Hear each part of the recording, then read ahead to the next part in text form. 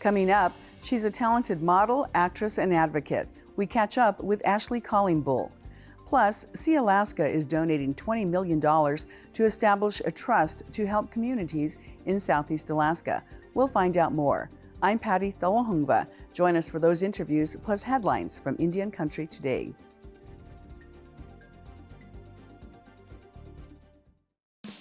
The Walter Cronkite School of Journalism and Mass Communication at Arizona State University is a proud supporter of Indian Country Today.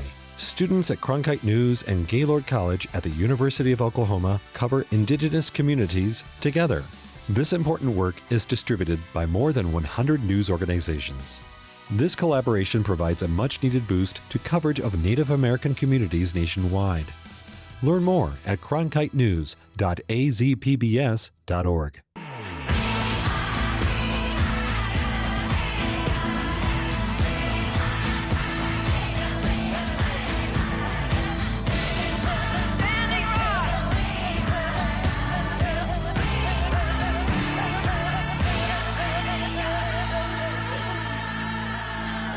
This is Indian Country Today. Esquili, yes, thank you for joining us. I'm Patty Thalahungva. Vice President Kamala Harris says, quote, "We are at the beginning of a new era and a moment of incredible transformation."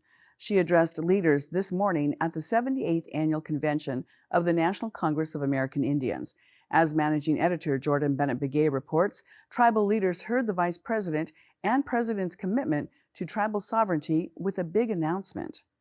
Vice President Kamala Harris's administration is renegotiating the Memorandum of Agreement on Public Law 477.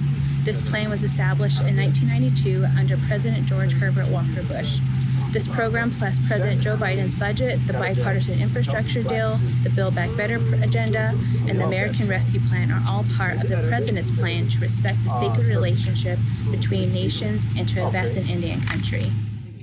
This program gives tribes the power to make decisions about how best to integrate and deliver federal services within your nations. I know that this is an action that many of you have asked for, and I am optimistic that together we will be able to renegotiate this agreement to support tribal sovereignty. Reopening the program will properly allow tribal consultation as required by an executive order signed by the president in January. The 477 program ensures that tribes are part of the decision-making process and allows them to spend more time on delivering services and less on administrative tasks. 67 tribes have active plans. The Citizen Potawatomi Nation in Oklahoma used its Taylor Plan to provide loans to small businesses that employ tribal citizens. In Alaska, the plan allowed the Bristol Bay Native Association to provide services to a tribal citizen on welfare assistance. Following the Vice President's remarks, cabinet members also spoke directly to tribal leaders. The conference kicked off last Thursday and will wrap up this Thursday. In Washington, D.C., Jordan Bennett-Begay, Indian Country Today. It's a day to rest for runners who finished the 125th Boston Marathon yesterday. Among the Indigenous runners was Interior Secretary Deb Haaland. She says she carried her ancestors with her because they gave her the ability to run. Haaland finished the race in 4 hours, 58 minutes, and 54 seconds.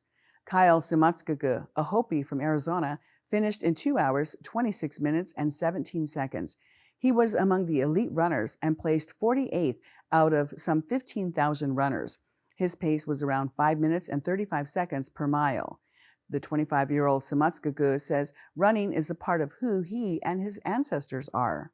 And knowing that the fact that we are Native Americans, Native Americans back then used to be just natural born, like running is like literally in our blood, because back then we learned how to survive, send messages, and just literally like learn the land and just run the land and know the land too as well. And the course is 26.2 miles long, and this year the race fell on Indigenous Peoples Day. Race organizers held several events to honor Indigenous runners, including a painted mural of prominent names. Some of those runners included Navajo citizens Aaron Tapahi and Craig Curley, Brandon Parker from the Comanche Nation, and Liberty Reyes, a Shoshone-Bannock woman, were also among the Indigenous runners at Boston. Richard Langdo carried the flag from the Rosebud Sioux tribe. He says he started cramping at mile 17. Last year's race was held virtually for safety reasons because of the coronavirus pandemic. Nebraska celebrated its first Indigenous Peoples Day by permanently displaying the flags from the 4 Native nations in the state. Tom Brewer, the state's first Native American senator, sponsored the amendment. The chairwoman of the Winnebago tribe welcomed the new holiday. Having the tribal nation flags in the Capitol is a true respect and honoring of the nations, and that we have this sovereign to sovereign relationship, and that our flags being displayed there shows that respect. In addition, a sculpture for the first Native American physician, Dr. Suzanne LaFlèche-Picotte, was unveiled. The mayor of Lincoln, Nebraska noted how Dr. LaFlèche-Picotte established the first privately funded hospital on the reservation in 1913. She gave up a lucrative private practice. Mayor Gaylor Baird said it was fitting to unveil her sculpture during a global pandemic. And those are the headlines for Indian Country Today. I'm Patty Thalahungva. Coming up, creating a conservation network that's based on trust and healing. We'll see what's going on in Alaska. But first, we'll catch up with the talented Ashley Callingbull, a former model turned actress and soon-to-be author. We'll be right back.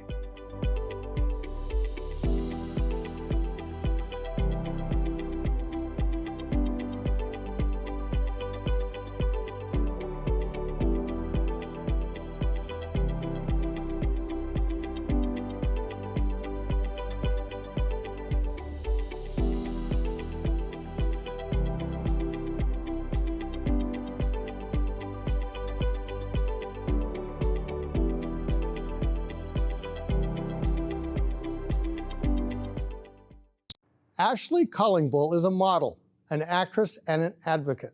She has appeared in numerous television shows, including Blackstone and on the 4th season of The Amazing Race Canada. Ashley becomes the first Indigenous woman to win the title of Mrs. Universe in 2015. She joins us now to talk about her latest projects. Welcome, Ashley. Thank you so much for having me. It's exciting. You're an extraordinarily busy person, and you're doing really high-profile work. Tell us about what you're working on now.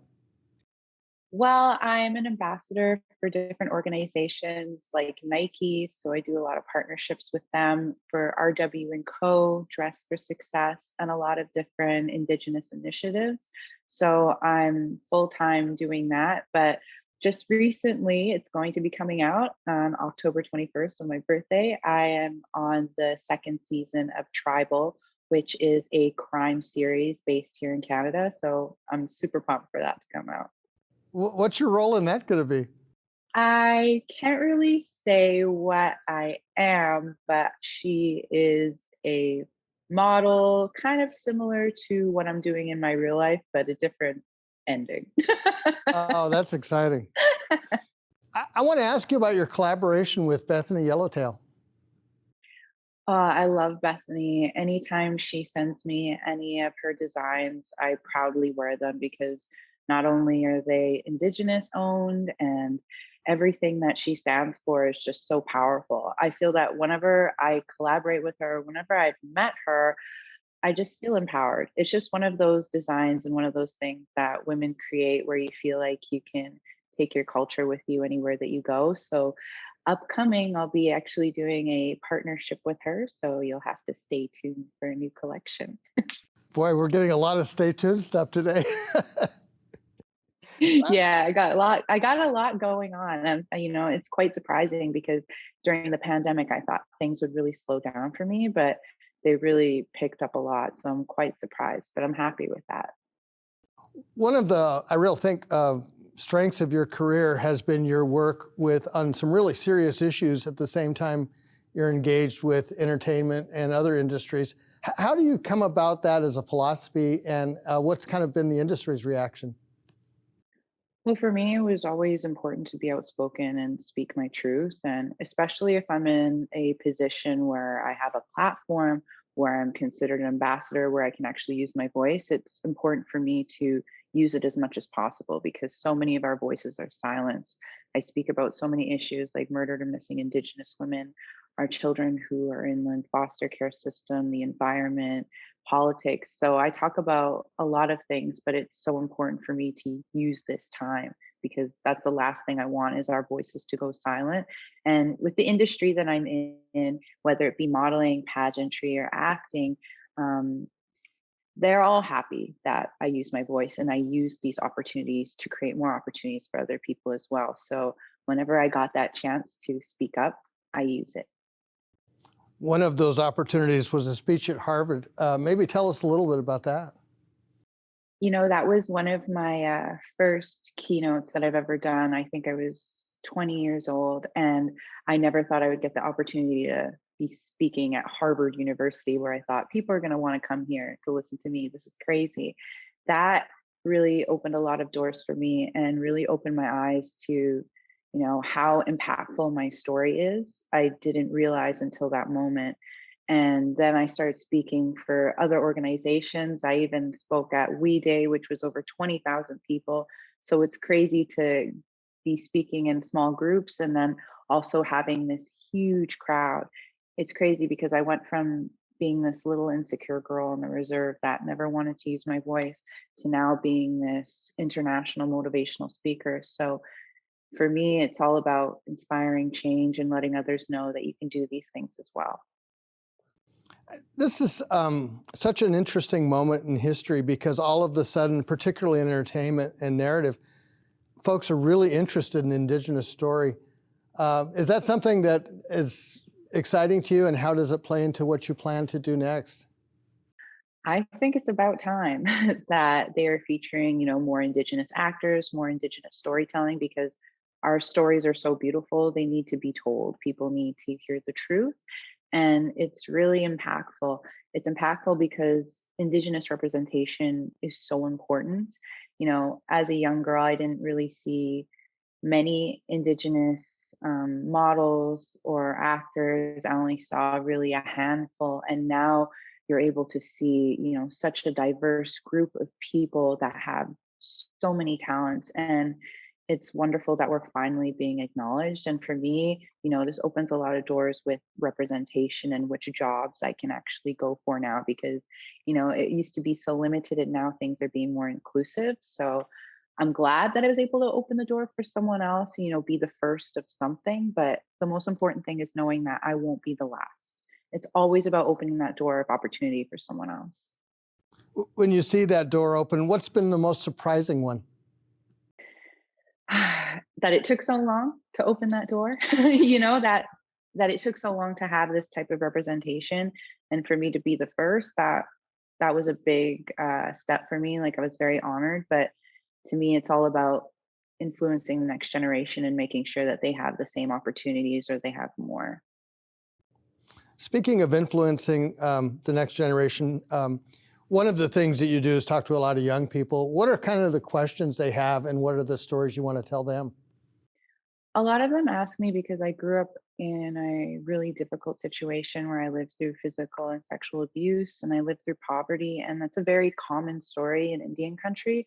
So a lot of youth have asked me, how did I overcome these obstacles of, these stereotypes, dealing with racism, dealing with the poverty at home, and also dealing with my self-confidence. A lot of people asked, how did you turn your life around? How did you finally find happiness? And to me, it's so important to share that, my culture saved my life. My culture kept me on the red road. My culture kept me traditional, and it kept me so valued in what I really believe in. And I feel that, my culture is something I keep with me everywhere that I go, and it gives me strength. And that's the one thing I always want to encourage the youth, is that our culture is our strength. Resiliency runs through our blood. And it's so important, no matter where you come from or what obstacles you have to overcome, you can truly become the person that you're meant to be if you have self-love for yourself and you live a fearless life. You never let fear stop you from chasing your dreams. A fearless life. I like that. One of the stories that you've talked a lot about is the residential schools, and both the United States and Canada are having this conversation. What's important for people to know about the Canadian experience? In Canada, I feel like a lot of people are finally opening their eyes and seeing the true reality of what has happened. For me, it's, incredibly heartbreaking to hear about the numbers that are continuing to rise. My grandparents, my Mushman Cookham, are residential school survivors, so it was really hard for my grandpa to hear what happened and what is happening. So the truth hurts, but it's so important for Canadians to be our allies by taking the time to educate themselves, learn about the true history, and also, take that time to look into other programs that are free, which there are so many in Canada, to teach you about our true history and ways you can give back, ways you can donate to Indigenous businesses, and not just speak up for us, but show up for us. The only way that Canada is going to grow together as a better country is everyone comes together and they have that understanding. I want to talk to you about one of your other ambassador roles, and that's Nike and N7. Start with the headlines. It's crazy. It's very rare to see Indigenous faces, especially in mainstream for big companies like Nike. So I've been partnering with Nike for quite a while now, and a lot of my initiatives started with working with at-risk youth in different communities.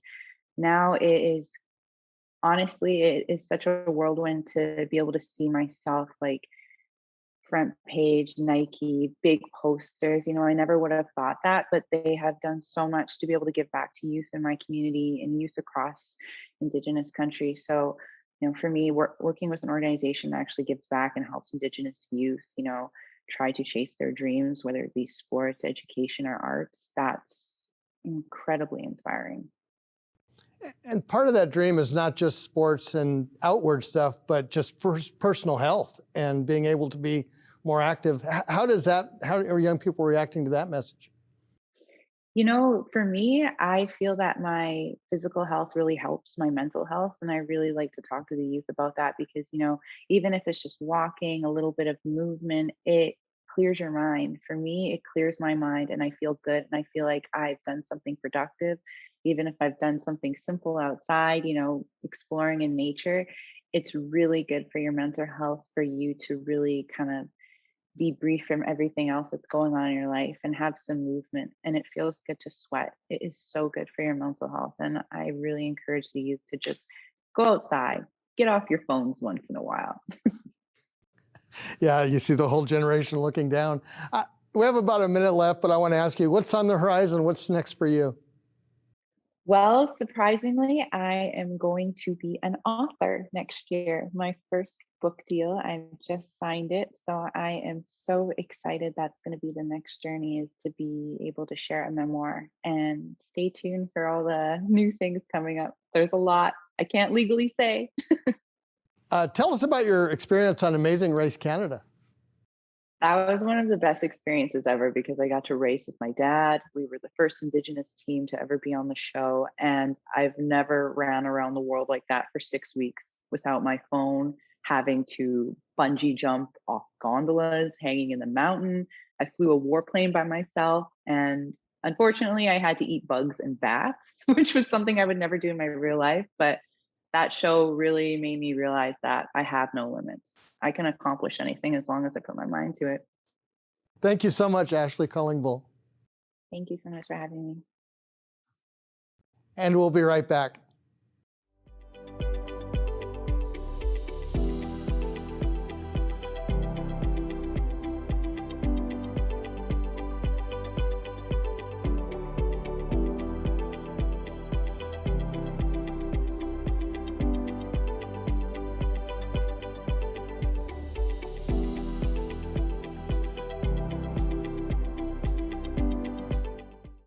The Alaska Native Corporation, Sealaska, recently donated $20 million to its newly established Seacoast Trust, a fund which will support the ongoing work of the Sustainable Southeast Partnership, known as SSP.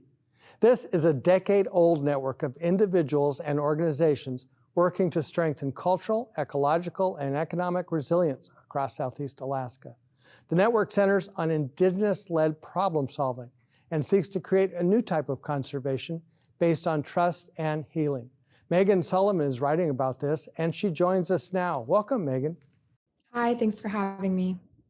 So tell us about the story you're working on. Yeah, so essentially, as you mentioned, the Seacoast Trust will be funding the SSP. And it's the kind of difference here is that it's creating a more sustainable type of funding that's different than what these organizations are used to, which is just having to go from grant to grant. And by allowing them to take kind of some of that energy and focus off of acquiring the next funds, they're able to focus more on long-term planning, larger projects, and just kind of their larger overall strategy for the region. So it's really exciting news. I think all the organizations involved were really happy to kind of hear of this development, and it kind of just puts in place more of a foundation for sustainable funding. Well, and sustainable is one of those words that doesn't quite capture the idea of being able to have a long arc and knowing that next year you'll be able to do this, the year after that you'll be able to do something else. How are they planning on doing this, and who are some of the partners? Yeah, so the SSP is this network that really involves a very diverse range of organizations. So it encompasses the villages in the Southeast region, but then within that, it involves anyone from tribal governments, Native corporations, to teachers, small businesses, local community organizations. So really everyone in the community, and it deals with subjects related to science as well as related to recreation. And so in my story, which will be coming out tomorrow, some of the topics I focus on are their initiatives towards renewable energy and food security, two topics which are really important. But then also this program they have, which is a surf camp for kids in Yakutat, which has made a huge difference in the community, really inspired a lot of the kids to get involved with surfing, which was something they didn't have access to before. So I think those three topics kind of just show the range of organizations that the SSP funds and supports. It's interesting because, and I know you've been doing your year-long series on 50 years after ANCS, the Alaska Native Claims Settlement Act, but one of the challenges has been so many young people want to leave Alaska, and programs like this can say, wait a minute, you can have a sustainable career and be right here. Yeah, it's really great. And I think that focus on relationships and trust building and community building is what the SSP really tries to do differently than other just, regular community organizations and networks.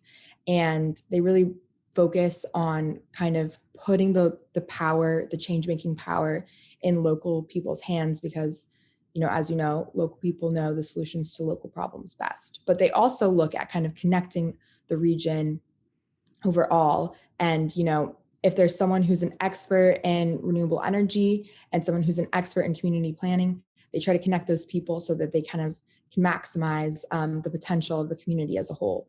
So really what I found from my interviews, it's that focus on relationships and trust that, make people feel that this is just a very different sort of kind of community network and organization. 20 million on one hand seems like a lot of money, but on the other hand, when you look at the ambitions of something like this, 20 million is just the beginning. Are there plans to raise more money for this project? Yeah, so 20 million is the starting amount, and because it is a trust, it will be acquiring interest. So that's one way they're kind of planning to gain more money from it, but also they're expecting to receive more donations over time for the trust. So they've kind of set out a bit of a long-term map, which is the starting number is 20, but beyond that, they're looking at what they can do when that number hits 40 million, when that number hits 60 million. So they kind of see it as an exponential growth for the community. So much of the food systems in Alaska require transportation. Does the sustainable nature of food meaning more local foods? Yeah, it means finding ways to kind of harness the local ecology, as well as looking for innovative solutions to kind of more modern food security problems. So one example, they were working on this project that was making compost from fish waste, which is really relevant, obviously, in the Southeast, where fishing is a huge part of the industry. And so it's kind of small, unique solutions like that, where, maybe that's not something that's going to be relevant in the rest of the US, but in Southeast, being able to compost from fish waste is actually, makes a lot of sense. So kind of smaller solutions like that, as well as tackling the larger problem of food security, looking how they can farm and grow their own food in the region as well.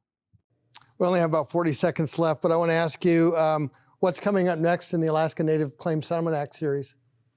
So we're looking at more community-focused, very niche solutions such as this one, and looking at the kind of amazing and different initiatives that these various village corporations and regional corporations have launched. But we're also going to be looking at some of the problems which are still existing, which they haven't found solutions for. And the one I'm really focusing on right now is this issue of contaminated lands. Some village corporations and regional corporations have received contaminated lands back when INCSA first passed. So looking at how they're going to go forward with that. But I'll save that for another time. Meghan Sullivan, thank you so much. Thanks for having me. And thank you for watching. For all the latest news and updates, visit anytime at IndianCountryToday.com. I'm Mark Trahant. Sometimes you got to take a stand just because you know you can. Oh, you got to run, you got to run.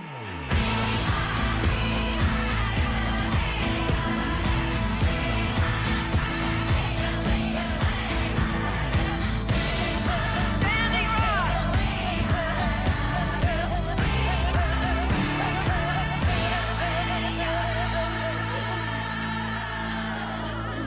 This is Indian Country Today.